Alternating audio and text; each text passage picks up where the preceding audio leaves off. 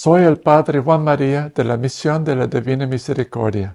Ese fragmento que vamos a escuchar está tomado de la revelación dada a un miembro de la comunidad de él. Habéis dejado que no solo el humo de Satanás se infiltrara en mi santuario, sino que habéis dejado que todo un ejército de demonios tome vuestros lugares. Y habéis permitido que el usurpador se siente en la silla de mi Pedro, aquel que está efectuando la gran traición que dejará desolada a mi iglesia.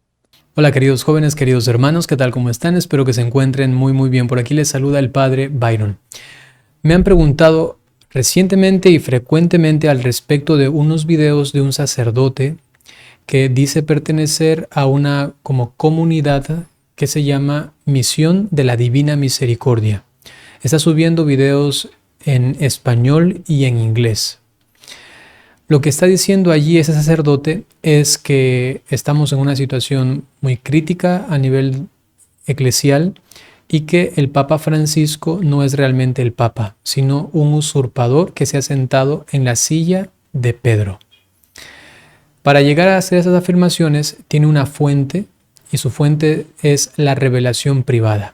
Es decir, que hay alguien, miembro de su comunidad, que está recibiendo revelaciones privadas de parte del mismo Señor, indicándole lo que tiene que propagar en todo el mundo, anunciar.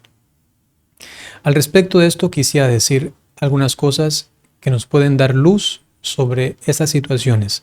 Sabemos que dentro de la iglesia, como fuera de la iglesia, hay personas que dicen tener estas visiones, locuciones, y que luego, pues estas, cuando han sido de Dios, pues la iglesia ha determinado esto y ha tenido un fruto maravilloso.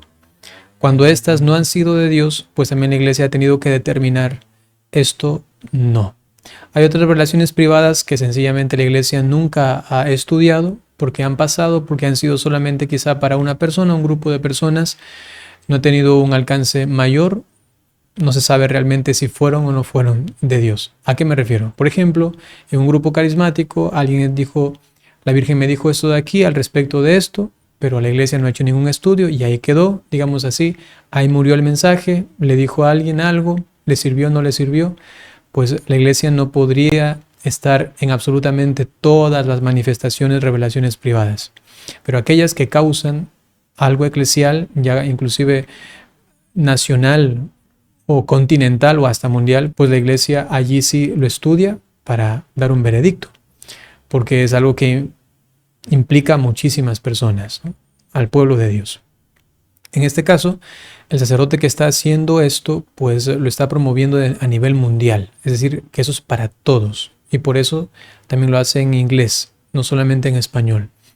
Y llama la atención no solamente a los laicos, sino que a los sacerdotes, a los mismos obispos, como haciéndoles una especie de remesón para que reaccionen, supuestamente es la intención, y se den cuenta de la crisis actual y que el Papa no es realmente el Papa, es decir, el Papa Francisco no es realmente el sucesor de San Pedro.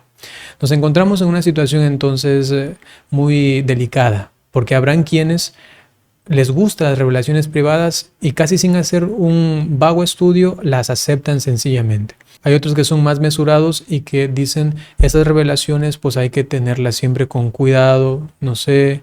Hay otros que sencillamente revelaciones privadas enseguida dicen no, eso no es de Dios, eso no existe inclusive, hay quienes no creen.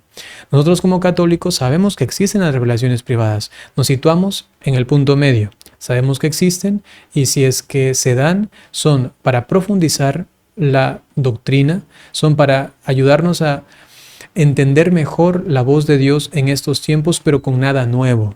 Eso lo dice el Catecismo de la Iglesia Católica. La revelación privada no añade algo a la revelación pública. Lo que ayuda es a mejor vivirla, a mejor entenderla, pero no más, ¿no? Entonces, como católicos sabemos que existen las revelaciones privadas, pero no podemos estar creyendo a todas estas porque hay que hacer un discernimiento. En la vida de los santos, por ejemplo, un San Felipe Neri, que se le presentó a la Virgen María y él no le creyó, aunque tenía apariencia de Virgen María, la voz de la Virgen María, pero no le creyó, porque se había dado cuenta de que no era de Dios, sino que era del demonio, ¿no? Y luego se da cuenta, inclusive hasta le escupe porque le dice, tú no eres la Virgen María, y el demonio ya se manifiesta y dice, ¿cómo me descubriste? ¿No?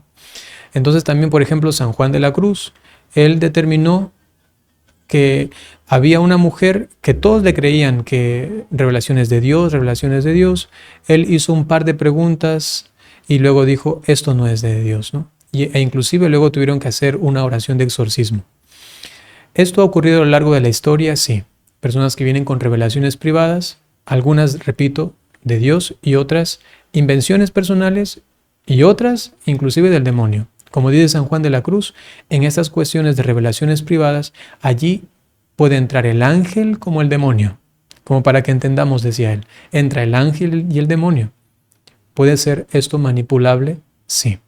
Por eso está la jerarquía, la iglesia, la cual determina estas cosas, ¿no? Para nuestro provecho espiritual y poder, pues entonces, recibir esos mensajes o bien de parte de Dios o bien decir, eso no lo aceptamos. Dicha esta introducción, quiero que vayamos juntos a ver cuál es este mensaje que este padre está promoviendo, qué es lo que está diciendo y cuál debería ser nuestra actitud frente a este. Soy el Padre Juan María de la Misión de la Divina Misericordia. La semana pasada, el 28 de febrero, publicamos un primer mensaje con una introducción. Si aún no lo has escuchado, quizá quieres escucharlo primero. Muchos, después de escucharlo o ver el video, tienen una preocupación muy legítima. ¿Estamos siendo desobedientes? Esta importante pregunta merece una respuesta reflexiva y desarrollada que esperamos publicar pronto. Ok, entonces aquí se presenta el padre y además dice a la comunidad que pertenece, como les decía, y que hay una cuestión de preocupación de las personas porque ellos han dicho que no están en obediencia, no están en obediencia a su arzobispo. Todos pertenecemos a una jurisdicción. Esta jurisdicción está regida por la autoridad suprema del lugar, que normalmente es el obispo o el arzobispo. Es un obispo, ¿no? Un episcopo. Bien, ellos están en desobediencia. Y luego dice que van a intentar explicar por qué están en desobediencia y es lo que van a hacer después, que ya vamos a tratarlo. Primeramente, veamos qué nos dice al respecto del Papa. ¿Cuál es el mensaje? Entonces, es el siguiente. Ese fragmento que vamos a escuchar está tomado de la revelación dada a un miembro de la comunidad de él al respecto concretamente del Papa. Está haciendo un llamado de atención a los obispos y va a hablar del Papa. Atención, ¿qué es lo que supuestamente el Señor les está diciendo a los obispos? Escuchen. Os tengo que corregir, es misericordia. Os tengo que despertar, es misericordia. Os tengo que sacudir, es justicia. Soy vuestro Padre y tengo misericordia, pero soy también vuestro Rey y exijo vuestra lealtad y vuestra obediencia. Y soy vuestro Dios, no lo olvidéis. Y como Dios tengo derecho a todo, a que me deis todo. Recapacitad, escuchad mi voz, estas palabras que os doy ahora para mostraros lo que necesito de vosotros ahora. Habéis dejado que no solo el humo de Satanás se infiltrara en mi santuario, sino que habéis dejado que todo un ejército de demonios tome vuestros lugares. Y habéis permitido que el usurpador se siente en la silla de mi Pedro, aquel que está efectuando la gran traición que dejará desolada a mi iglesia. Ok, entonces está claro la postura que ellos tienen. De desobediencia entonces al arzobispo y por otro lado también creen firmemente en la revelación privada que les ha dicho que el romano pontífice, el Papa Francisco, es un usurpador, que él está ocupando la silla de Pedro con fines básicamente de destrucción, de traición, ¿no? Por un lado de traición a Dios y luego de destrucción de la iglesia. En su página web encontramos lo siguiente, esta explicación un poco del movimiento y aquí está justamente la justificación de por qué son desobedientes. Dice, nosotros debemos obedecer a Dios. O sea, ya no a la jerarquía, ya no a los superiores, sino que hay que obedecer directamente a Dios. E intentan justificar por qué tienen que obedecer directamente a Dios y ya no a la iglesia. Por lo menos, ya que ellos consideran que la iglesia actualmente está como corrupta, ¿no?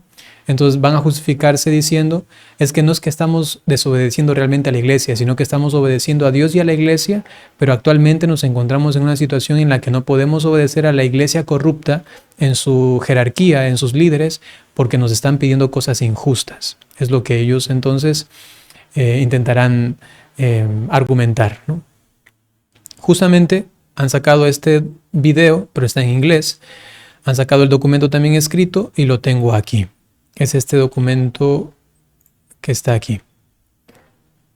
Este es el documento que está en su página web también, ¿no? Misión de la Divina Misericordia, nosotros debemos obedecer a Dios.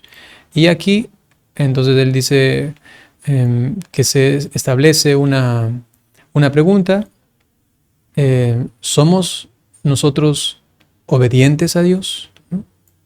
Y comienza, ¿no? Toda la explicación. De todo esto quisiera resaltar esto que está aquí, les voy a poner también en español para que ustedes vean, es el resumen de todo básicamente, ¿no? Lo tengo aquí. Dice, eso está tomado directamente en la parte izquierda, directamente del documento que ellos han publicado, y aquí está la traducción que hace la inteligencia artificial, que es muy buena, ¿no? Dice, esto para entender lo que ellos piensan, lo que ellos creen hasta este punto. Estamos haciendo 3 afirmaciones que pueden resultar chocantes para muchos. Primera, esos mensajes vienen de Dios, son mensajes proféticos. Ellos lo afirman. Esos mensajes, revelaciones privadas, son de Dios y son proféticos. Segundo, que la iglesia enfrenta una crisis extrema, más allá de cualquier otra que haya enfrentado antes, porque como el mensaje que publicamos recientemente dice, el usurpador está sentado en la silla de mi Pedro, el que está llevando a cabo la gran traición. Esta crisis extrema exige medidas extremas. Segunda afirmación, el Papa no es el Papa Francisco me refiero, y nos encontramos en una situación muy extrema. Tercero, dada esta crisis extrema, estamos obedeciendo a Dios al publicar estos mensajes, incluso sin el permiso de nuestro arzobispo. Entonces, al darse cuenta ellos, entienden ellos así, de que esa revelación privada es de Dios, entonces no pueden hacer caso al arzobispo, que no les permite hacer esto porque eso es algo cismático, porque entran directamente, escuchen bien, entran directamente con aquello que crea el cisma, y es en romper la comunión con el romano pontífice. Entonces se sitúa en este estado, entra en esa situación cismática hasta que la iglesia, claro, lo determine concretamente, pero ya lo han hecho de manera práctica, ¿no? Aún no, digamos, de manera documentaria, es decir, que todavía la iglesia no ha sacado un documento, pero ya lo han hecho de manera real, ¿no? De manera real por la postura que han tomado al respecto de la iglesia católica y el romano pontífice. Es decir, que todos aquellos que sigan a este grupo, a este movimiento, a esta comunidad, entran también en cisma práctico. Es algo real, algo que están haciéndolo ya desde el momento en el que apoyan esto, que básicamente es, más que la otra cuestión de la crisis de la iglesia y todo esto, es romper con la comunión con el romano pontífice, que es el Papa Francisco. Ahora, en el mismo documento, más adelante, hablan al respecto del Papa de la siguiente forma. Aquí está en inglés en la parte izquierda, tal cual como está escrito en el documento público, y aquí está la traducción.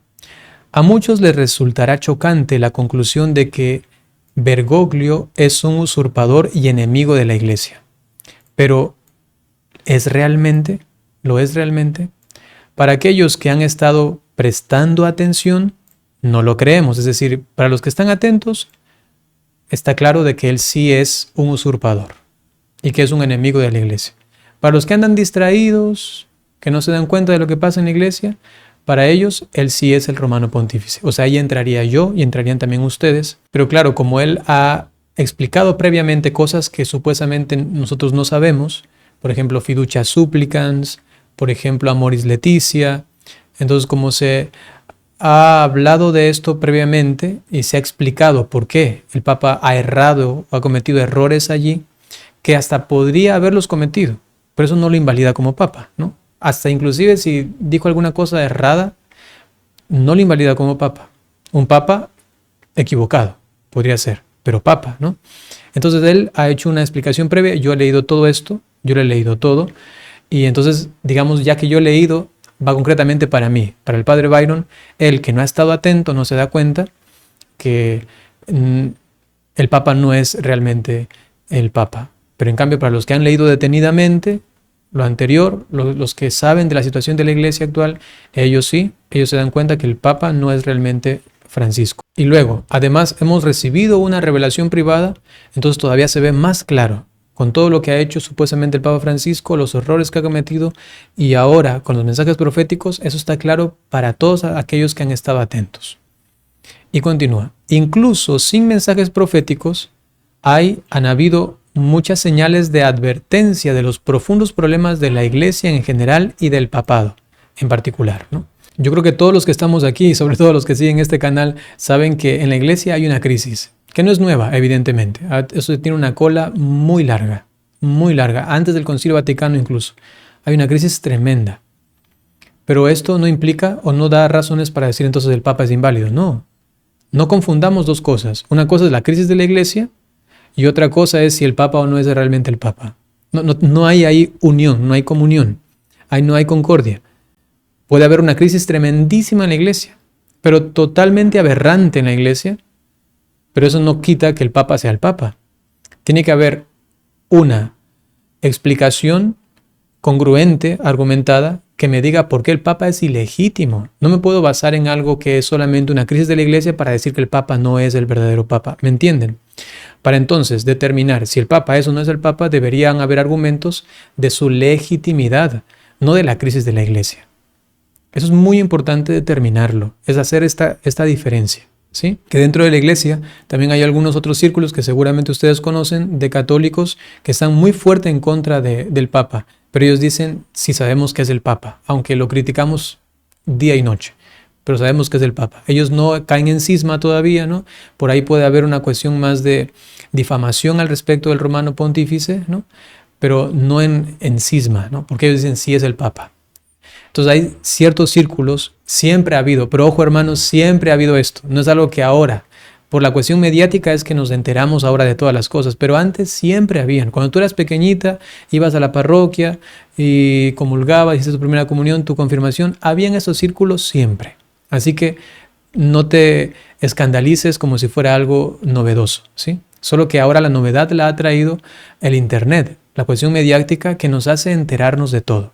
Insisto en esto. Regresando al punto en el cual ellos se sustentan, entonces ellos dicen, hay una crisis de la Iglesia, entonces el romano pontífice o el Papa no es el Papa. Papa Francisco no es el Papa.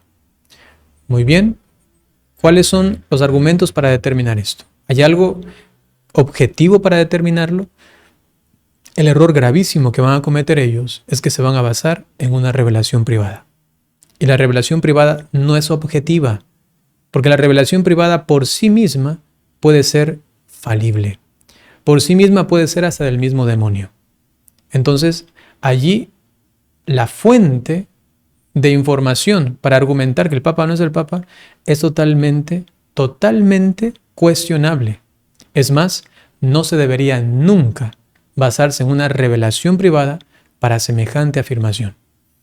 Si fuese una revelación privada que ayuda a entender mejor el contenido de la fe, pues como no añade nada ni quita nada, no pasa nada. Hasta es respetable que uno crea, inclusive sin que la Iglesia todavía haya confirmado dicha revelación privada. Pero cuando es algo tan distinto al contenido de la fe, es una afirmación categórica al respecto de algo que no está en el depósito de la fe. Porque no es una cuestión que implique al respecto de la doctrina, lo que dice el Señor al respecto de la misericordia, de la justicia, del infierno, del demonio. No está hablando de eso, está hablando de una sentencia a nivel jurídica, una sentencia a nivel canónica. Está diciendo hay alguien que es ilegítimo. No es una cuestión del contenido de la fe, es una revelación privada que se sale de lo que normalmente es la revelación privada y entonces determina algo jurídico eclesial. Bien, esta determinación jurídica, eclesial, canónica, que lo hace una revelación privada, ¿tiene objetividad? Y yo he leído todo esto, he escuchado los 3 mensajes, he escuchado la justificación de por qué ellos son desobedientes o son obedientes supuestamente solamente a Dios, en este caso extremo en el que se encuentran, y no hay ninguna apelación objetiva al respecto de que el Papa no es el Papa, sino que se basan en la revelación privada. Por lo menos algo objetivo y claro no existe. Más adelante, ellos continúan diciendo lo siguiente. Dice, a quienes sugieren que estamos abandonando la iglesia o siendo cismáticos, solo podemos responder con un rotundo no. Ellos dicen, no estamos siendo cismáticos. Estamos defendiendo la iglesia de Cristo y su depósito de la fe. Hay que decir que todos los cismáticos siempre dijeron lo mismo. Todos los cismáticos siempre dijeron lo mismo. Nunca creyeron que estaban llenos en contra de la iglesia, porque estaban siguiendo un mensaje personal y en su conciencia creyeron esto es así. Pero vamos a ver una distinción muy importante al respecto de alguien que sigue su conciencia por algo objetivo, porque tiene algo invencible. Su conciencia le está diciendo esa es la verdad y no puede seguir en la iglesia corrupta, digamos así. Y entonces se sale. Yo pienso, por ejemplo, en un Lefebvre, que en su conciencia le dice por todos lados, aunque se le explique, no, es que no, eso está mal, y entonces se sale. Cae en cisma, por conciencia, por objetividad personal, digamos así. Eso suena un poquito extraño, pero se puede llegar a esto, a una conciencia subjetiva, pero en base a contenidos objetivos que tiene la persona, aunque no son suficientes, pero objetivos. Entonces llega a decir, mi conciencia no me deja estar aquí, tengo que retirarme. Y entonces crea su propia denominación, aunque dice, somos la iglesia verdadera. En el caso de Lefebvre, por ejemplo, ¿no? Lo que sucede con ellos, en cambio, es, con esta comunidad de misión de la Divina Misericordia, es que ellos no tienen algo objetivo. El paso han dado con base a una revelación privada. ¿Se entiende esto? Digamos, es más respetable, entre comillas, la postura de Lefebvre que la postura de estos hermanos. Disculpen que lo diga así. Y es así, ¿por qué? Porque por lo menos Lefebvre tenía una conciencia objetiva en el sentido, como he explicado antes, aunque no justificable, ¿no?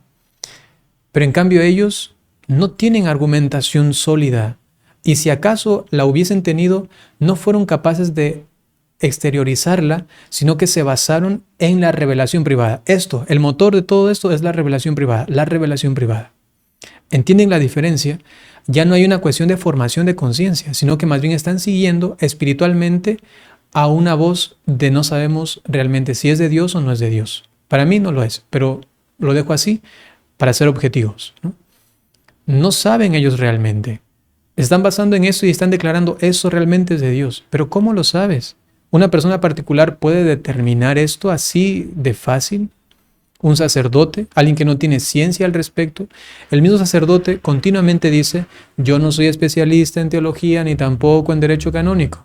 Si usted mismo no lo es y determina ya luego tajantemente o su comunidad determina tajantemente de que esto viene de Dios, pues me parece que no hay objetividad. Y entonces se basan en una revelación privada para un hecho objetivo, eclesial, jurídico y canónico. ¿Me hago entender? Otra cosa sería que la persona haya estudiado a profundidad totalmente lo que más podía y luego tenía una conciencia invencible, aunque en el error, invencible de decir si el Papa no es el Papa y tengo toda la argumentación que he estudiado al respecto de esto. Y entonces su postura a nivel de conciencia sería más respetable que en cambio ellos, esos hermanos, que en cambio dicen es que es por la revelación. Es que la revelación nos dice. Ahí no hay una cuestión de formación de conciencia, es solamente escuchar una voz que no sabemos si es o no es de Dios. ¿Se entiende la distinción? Continuamos. Y dice, amamos y defendemos al papado, razón por la cual la usurpación de Bergoglio es tan dolorosa.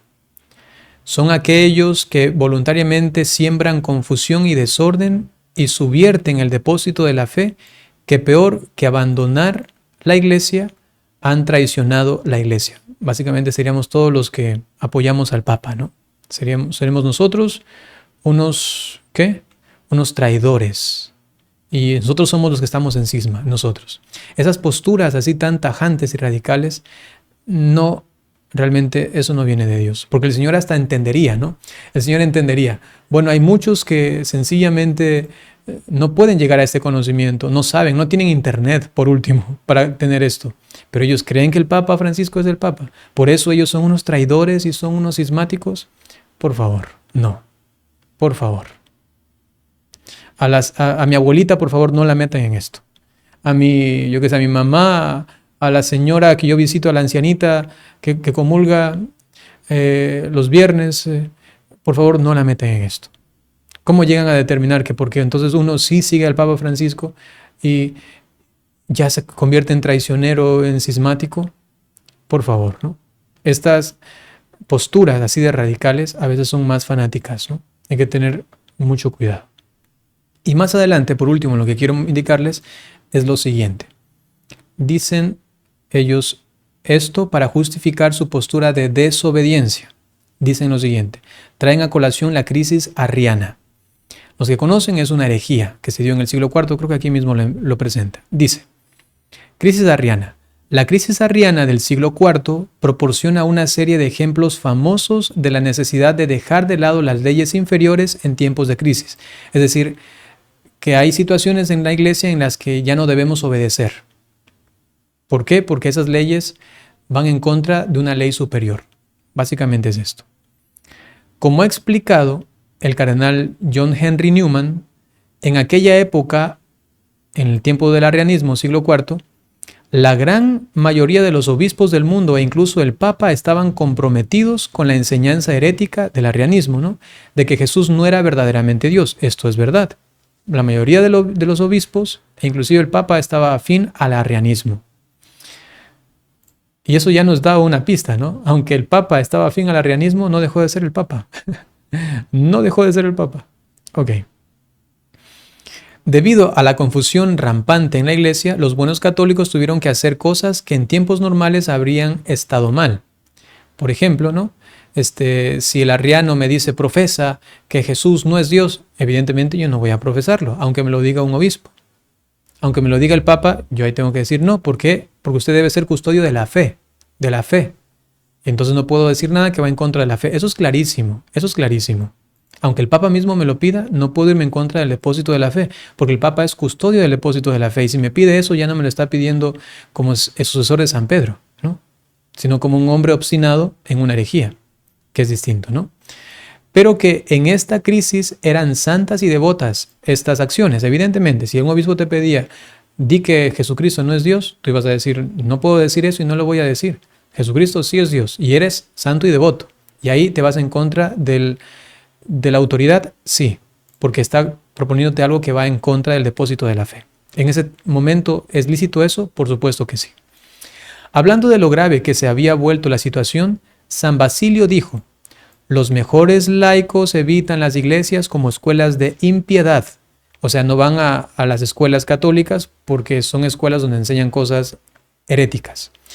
Y alzan sus manos en los desiertos con suspiros y lágrimas a su Señor en el cielo, pidiendo compasión por este mundo que estaba mal en ese entonces.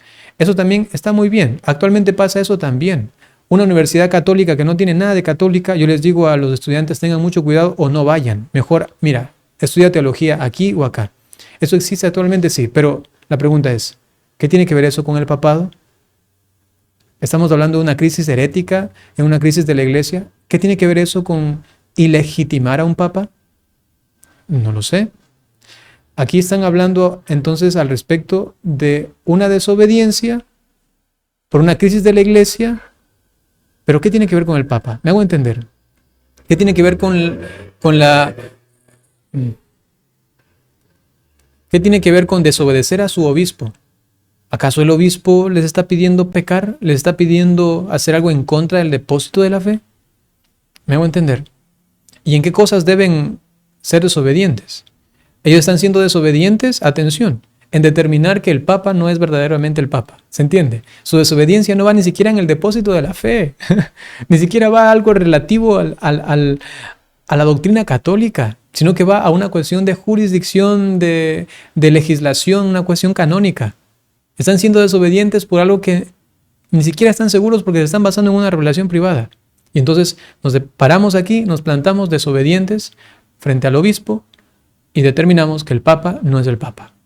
Esto, si lo están siguiendo bien, no tiene lógica, no tiene concordia argumentativa. Y continúan. San Atanasio fue excomulgado por cientos de obispos e incluso por el Papa porque sostenía la creencia de que Jesús era verdaderamente Dios, pero continuó predicando, celebrando los sacramentos y ordenando sacerdotes aunque no tenía permiso. Estas eran cosas que nunca habría hecho en tiempos ordinarios, pero en este tiempo de crisis tenía que obedecer la ley superior. Y el que una vez fue considerado desobediente, ahora se le llama santo, doctor, el grande. Como lo indican tan claramente esos ejemplos, ha habido momentos excepcionales en la historia en los que miembros de los fieles han tenido que retirar la obediencia a las autoridades humanas por un tiempo debido a circunstancias extraordinarias para obedecer fielmente a Dios. Vemos que esto puede ser necesario para nosotros también en este momento de crisis extrema. Si es cierto que en el trono de Pedro hay un usurpador que intenta subvertir la fe, debemos obedecerle, y los que están bajo su dominio cuando ordenan acciones injustas, bien, luego ellos se basan en San Atanasio, que permaneció fiel a la doctrina cristiana y que ha sido desterrado, ¿no? Ha sido desterrado por su postura. Pero aquí la cuestión está en que es que era el Papa, seguía siendo el Papa, aunque se equivocó y aunque lo destierra, sigue siendo el Papa. ¿A qué va todo esto para probar que el Papa es ilegítimo? No hay. O sea, más bien aquí nos están confirmando que aunque el Papa haga cosas que no debería, hasta inclusive si llegase a decir una herejía, sigue siendo el Papa. Gracias, misioneros de la Divina Misericordia, porque lo que nos están diciendo es que el Papa sigue siendo el Papa, ya que al respecto de si él es o no Papa verdadero, solamente tienen cuestiones de revelaciones privadas. Y al respecto de lo que intentan con este documento, que es justificar su desobediencia a las autoridades para obedecer supuestamente solo a Dios, lo que hay que decir es lo siguiente: si tuviesen una argumentación objetiva, real, verídica, que se pueda constatar de que el Papa Francisco no es el Papa y de que los obispos, su obispo también, es un lobo rapaz que les invita a hacer contrarias cosas al respecto del depósito de la fe, al respecto del evangelio, entonces ahí sería lícito desobedecer. Pero la cuestión está aquí, que para justificar su desobediencia tienen que ilegitimizar al Papa. Y esta acción de determinar lo ilegítimo, ¿de dónde procede? Una revelación privada. Ahí se esfuma todo, se cae todo, no tiene consistencia. Pero en cuestiones objetivas, y eso sí les doy la razón, cuestiones objetivas de una crisis de la iglesia, eso ustedes y yo, y creo que todos los que estamos aquí presentes, sabemos que hay una crisis en la iglesia. Al respecto de la doctrina, sacerdotes que predican cosas que no deben, obispos, en este canal se ha denunciado eso tantas veces. Pero dar el otro paso cismático de determinar que el Papa Francisco no es el Papa, con base en una revelación privada, ahí sí, hermano, hermanito, por favor, estás mal. No puedes caer en esto. Hay una incongruencia de fuentes, de causas, de argumentaciones, y no se pueden mezclar las dos. No porque hay crisis, entonces el Papa es el ilegítimo. Por favor. Quería esto compartir con ustedes. ¿Cuál es nuestra postura finalmente? Es la que estoy diciendo. Nuestra postura es sufrir, orar y anunciar. Sufrir por la crisis en la iglesia que existe, sí. No significa que el Papa no es el Papa, ¿no? Crisis de la iglesia, que no estoy diciendo que el Papa es hereje. Por supuesto que eso no he dicho yo.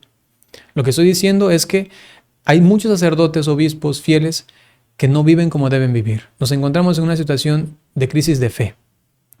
No estoy diciendo que el Papa no es el Papa, no estoy diciendo que el Papa es hereje, no estoy diciendo que todos los obispos están mal y algo parecido, por supuesto que no. Estoy hablando más bien de una cuestión general en la iglesia, que tú y yo lo sabemos y digo, aquí yo he denunciado. Entonces, sufrimos esto. Segundo, oramos por la iglesia y oramos con ese sufrimiento mismo. Señor, te entrego mi penitencia, mi ayuno. Señor, te entrego mis mortificaciones, mis obras de caridad por tu esposa la iglesia, porque está pasando por la pasión y tiene que resucitar. Y por ello permanecemos fieles y firmes en él. Y tercero, anunciamos el Evangelio, anunciamos la verdad.